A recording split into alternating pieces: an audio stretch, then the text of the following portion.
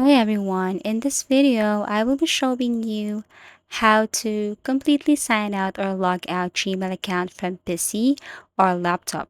So what you're going to do here to completely log out your account is you have to click your profile at the top right corner, and then in case you have two accounts here and you want to log out your other account, you just have to click this sign out all accounts, and then you have to click continue.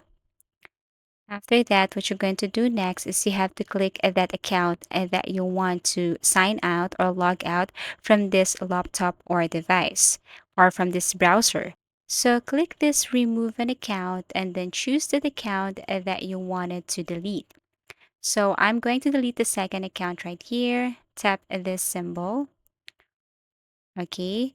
So after you tap this, then they will ask if you want to remove the account or if you want to sign out this account from this device, this laptop, or let's just say PC. So all you have to do is to click this remove, and then you have to wait for a couple of seconds.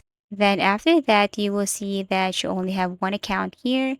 And then if you want to log out or sign out this account, you just have to do the same thing. Click remove account and then enter your password to make sure that you're the one who wants to remove an account or sign out an account. After you have logged in your password here, tap next.